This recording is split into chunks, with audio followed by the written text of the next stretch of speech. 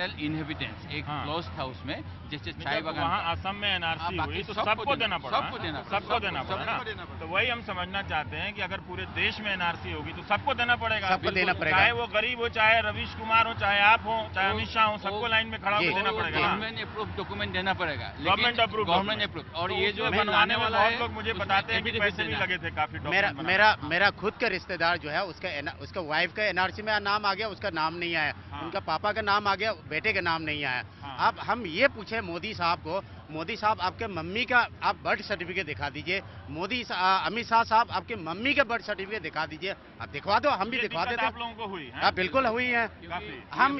हम अच्छा, दूसरा चीज वो ये बोलते हैं कि सिटीजन अमेंडमेंट एक्ट बनने के बाद जो बांग्लादेश से जो हिंदू लेकर के आएंगे, why they want to dump in the particularly in the Assam, उनको गुजरात क्यों नहीं लेकर के जाते? हम तो चाहते कि लेकर के आओ, गुजरात में लेकर के जाओ, गुजरात में बैठा दीजिए, हमारा असम में नहीं, हमारा मांग है। पर ये है कि जब सर्टिफिकेट एनआरसी हुआ तो काफी परेशान रहे आप डॉक्यूमेंट बिल्कुल ढूंढने में। परेशान रहे, पैसे देना पड़ा, पैसे देने पड़े बिल्कुल, सर्टिफिकेट बनाने के। बिल्कुल, पैसे और वो देना। कितने पैसे चलते होंगे सर, ये तो कहा कि 5-5 हजार रुपए देने पड़े थे। ये जगह के ऊपर डिपेंड है, कोई 5,000 रुपए लेता है, कोई 2,000 रुपए ले लेता है। पड़ा। हाँ। जो बकरी है, बकरी बिकने पड़ा, कोई बकरी तक बिक गई। बकरी भी बिक गई, जमीन भी बिक गई। और एक बार नहीं, 6-7 बार, और एक जगह नहीं, 600 किलोमीटर दूर जाके बस में एक्सीडेंट भी हुआ। आपको अपर असम से लोअर असम, अगर बोलेगा सैगांव एक कामरूप डिस्ट्रिक्ट है, हाँ। वहां से जाके आपका द एंड में तिनसुकिया डिस्ट्रिक्ट में उसको परेशानी करने के लिए, क्योंकि सब डिजिटल है, वहाँ जाके कंप्यूटर में आपको करना है। तो मतलब भगाता था। तो जो असम के हमारे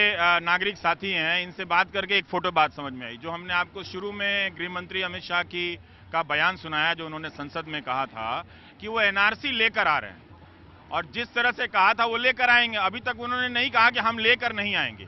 तो सारी समस्या इससे खड़ी हो रही है कि एनआरसी आएगी तब क्या करेंगे। तो असम के लोग जो हैं वो अपना अनुभव क्या बता रहे हैं? वो अपना अनुभव हिंदी में ये बता रहे हैं कि माँ, दादी, हुआ, मौसी, इन सब का डेट ऑफ बर्थ सर्टिफिकेट ढूंढना पड़ा, 600-600 किलोमीटर की यात्राएं करनी पड़ी, रिश्वत देनी पड़ी, ये सारी समस्याएं आई हैं। तो ये अमित शाह को बताना चाहिए कि पूरे देश को भी यही करना पड़ेगा जब एनआरसी आएगी। तो हम सब अपना काम छोड़कर सर्टिफिकेट जमा करेंगे, है ना? सर एक चीज और आखिरी में मैं बोला, वो धमकी बार बार देता है, मैं ये लगवा करके दिखाओ, हटवा करके दिखाओ। ये हम असम के लोग धमकी मंजूर नहीं है। हम असम की कितने 3-4 करोड़ लोगों ने इसको विरोध करने के बाद भी अगर उसने इम्प्लीमेंट किया है, तो इसका मतलब असम के लोगों को उसका इज्जत नहीं है, उनके मन में कोई इज्जत नहीं है। 3-4 करोड़, हाँ विरोध में, पूरा असम आप जा करके देखिए। लेकिन वो विरोध करने वालों के बाद कहते हैं कि वो समझते नहीं हैं, आप पढ़े नहीं हैं, आप कानून नहीं पढ़े हैं, समझते नहीं। अब क्या हम लोग क्या अनपढ़ लगते हैं क्या सर?